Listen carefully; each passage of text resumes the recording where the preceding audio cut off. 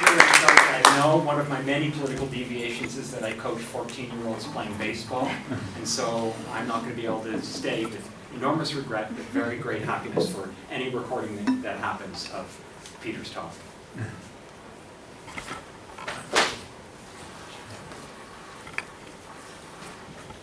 It's wonderful to teach kids to keep their eye on the ball.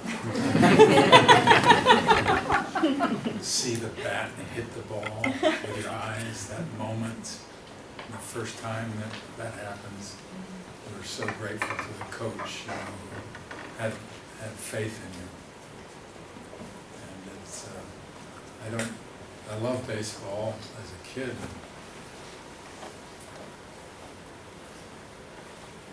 I'd like to read a good history of it, because it's a time of, you're stuck out in right and left field with the flies, and you are supposed to do something and have some job, but nothing ever happens. It's just a wonderful break from school. Thanks, David.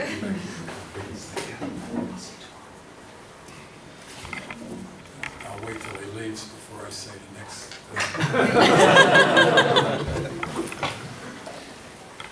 Which is, I wrote it down. I take my glasses off to be called a Marxist intellectual. It's something I've always dreamed of. And this is the first time it's ever happened. From such a person too, who stated his knowledge of Marx and his excitement of intellectual life and its relationship to the requirement that we change the world and demolish capitalism. Gives me a lot of pride to be associated with him and that project. And it's likewise with Sherzad, who I've just met and whose work I'm just getting to know. Thanks, as she explained.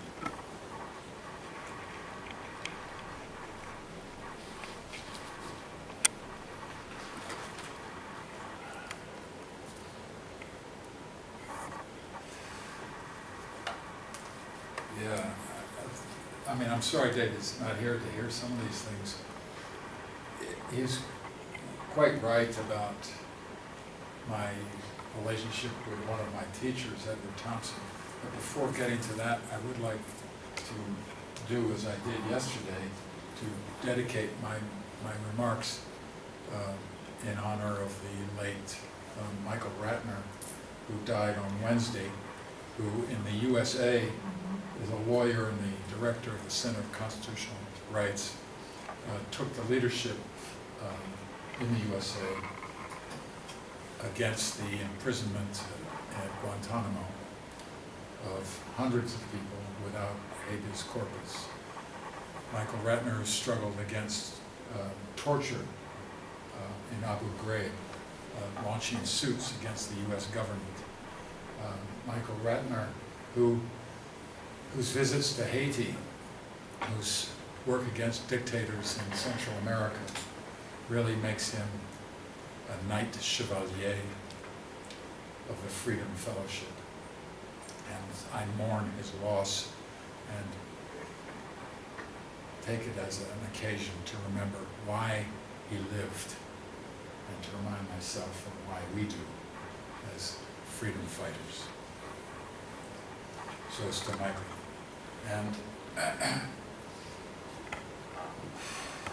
I was going to make a comment about Edward Thompson, whose book in 1962, The Making of the English Working Class, meant a lot to my generation. And I've been thinking of it recently, and especially in light of David's comment, where he quotes from Grundrisse about unity and diversity, that when Edward wrote that book, The Making of the English Working Class, his history was always about the present. And he wanted a working class to be made in 1962. He wanted a revolutionary class of the 1960s. he never said this to me or to anyone that I know of. But that, to me, alone explains that book. And I think our task is similar, that we do not have a working class. We need to make a working class. We need to make and assemble in some way, on a global basis, the forces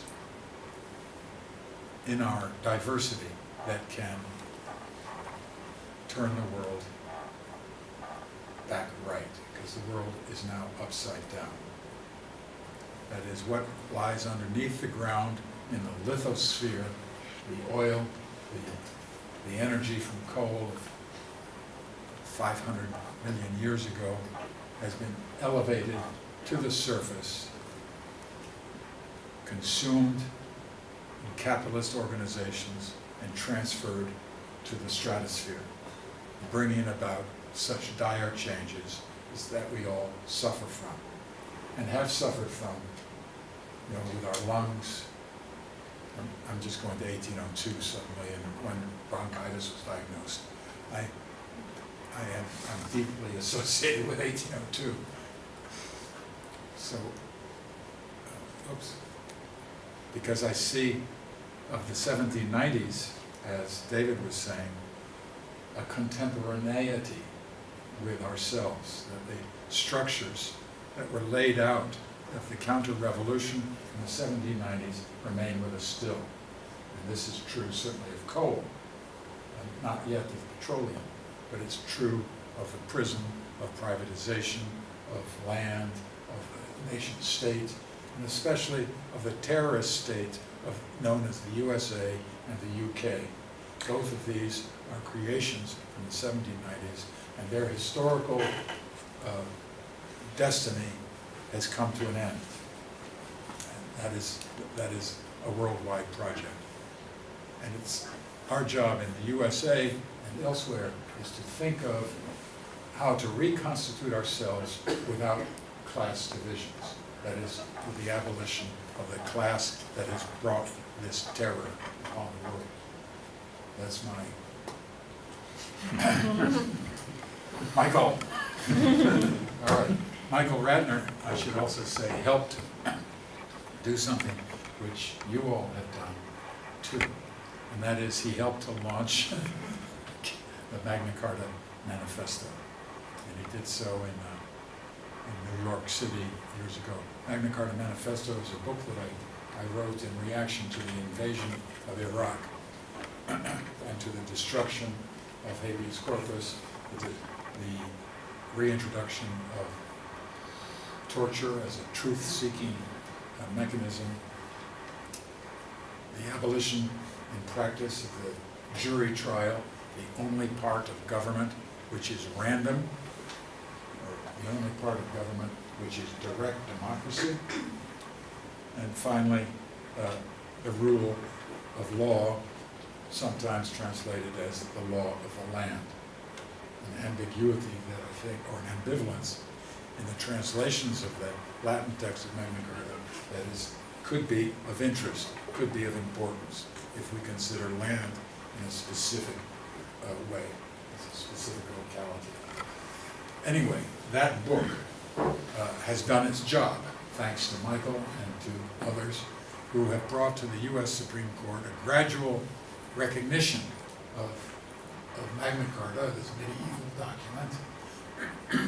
That book was launched at Historical Materialism in Toronto some years ago. So I want to remember that while I'm speaking to you today about the launch of another book. But let me just,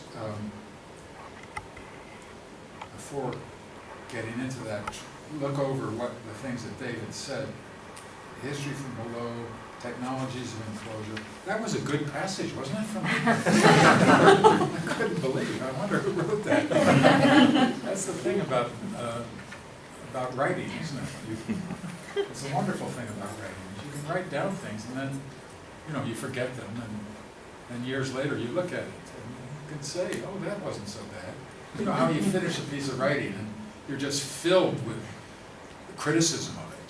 You know, you think it's no good, you turn it into the professor or send it to the editor or whatever, and you think it's loud, because no one knows how incomplete it is except you. You know, but then it takes a life of its own. And years later, you know, you see it does something, it did something, and suddenly you don't recognize it, and you read it, and that's what happened with that thing about urban spaces. And the key, yeah, it was so good to see him say that, because the theme of that book was, of that chapter and of the book, was excarceration, of getting out of prison, of tearing down walls, of finding openings in the fence, it was, I didn't know it at the time, but it was a form of what we now call commoning. It was an action of freedom. And that was freedom has to be lived. Freedom is a deed. Freedom is an action. And that's what David reminded me of in that passage. So anyway, that was wonderful, wonderful to have that intro. But now it's this book, which Carl has here. This is the incomplete, true, and authentic history of May Day. And I have 5 copies here, and I'd like to just put them out, and I shouldn't do this, but can we do one there? And maybe have one in the back. And this is 5, right? Carl, could we have them back in a minute? But all I want you to do, what I thought, is to look at the cover, and I'm going to explain something about the cover. But before doing that, Brandon, I would like to thank Brandon, and I'd like to thank other anarchists who really keep this May Day thing alive, and do so by a spirit, a scholarly spirit that's outside of the university and is full of correction and discussion and debate over the details of what happened in Haymarket Square in Chicago in May 1st and May 4th and May 2nd and May 3rd among the German anarchists, socialists, trade unionists all over Chicago, and including Jackson, the Métis from Canada, who came and assembled there. This spirit of debate that is maintained in the anarchist and communist communities is just a wonderful part of, I think, of our class. And it's deeply needed, and it's exemplified by such publishers as PM Press. And I myself am not a scholar of Haymarket, of Chicago. My previous boss, Timothy Messer-Cruz, thinks that I'm utterly ignorant, and he's been very nasty to me about this book and its faults, because Timothy believes that the anarchists threw a bomb and willfully killed police, and I don't think they did. But I haven't engaged in the German sources of May 1886 in Chicago, nor have I. Yeah, so anyway, this is a scholarly side. You know, Paul Averich, who died recently, and then James not so recently. David Roediger, whose wonderful book on seizing freedom I highly recommend. His book on Haymarket Scrapbook. He's a scholar of Haymarket. Averich was, and James Green. These are great scholars of the Haymarket riot, the Haymarket affair of 1886, which became the worldwide holiday of workers for the 8-hour day. Fair enough, Brandon? Will you accept that? Of the 8-hour movement, the shorter working day. Okay. I'm just thinking here. I need a copy too, so. So now we've got 6 that are, okay, let's do the inventory here. It's the incomplete, true, authentic, and wonderful history of May Day. I can explain each one of those things, why it's incomplete, why it's true, why it's authentic, and why it's wonderful. That was the way, generally, I structure the introduction, but I don't want to do that. Well, I could do it quickly. You think I? Okay. It's incomplete because, well, you're not in it. The Canadian experience of May Day is not in here. And that's why, a major reason why it's incomplete. And I would like to give props to Greg Heron and Steve Penfold. They're not here, are they?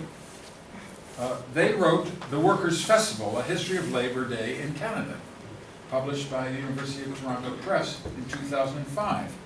And they talk about the transition from the craft processions into Labor Day and then into May Day, and talk about the first May Days of Toronto and in Montreal, police attacks when the red flag was taken. 25,000 turned out on Toronto May Day in 1936, included the unemployed. And this book is a wonderful book. I recommend it highly. I learned a lot about Canadian history and about May Day from this book. It's full of pictures. You know, it's almost like Federici's Caliban and the Witch. It's so well illustrated. You know, it's not a graphic novel, but the pictures are so interesting. There's a little kid holding up a sign saying, "Free milk." You know, I loved it. And then years later, at another May Day, also in Toronto, a kid holding up a sign saying, "Free textbooks." And I thought, oh, these people are studying for basic human rights of nurturance of the mind and the body, and beginning with children, that it be free. And I love that. And so I want to hail that memory, you know, of those kids and of that struggle for milk and for books.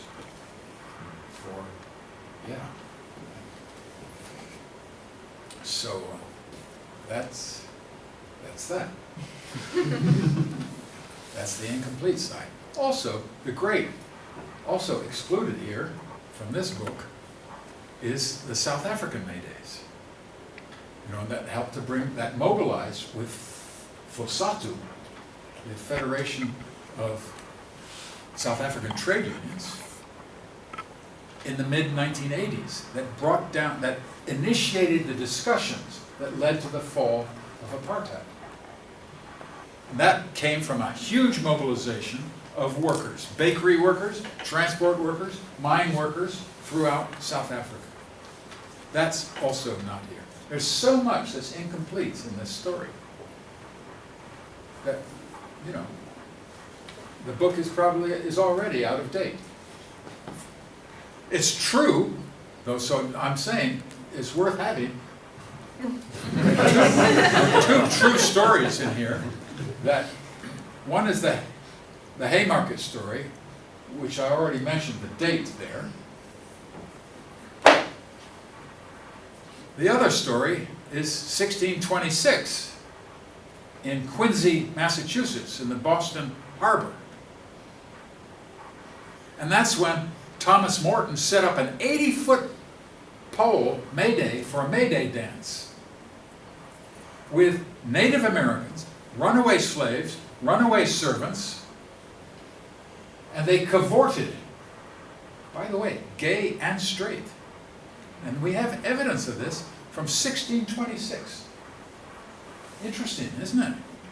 Why didn't we even know about this in the USA?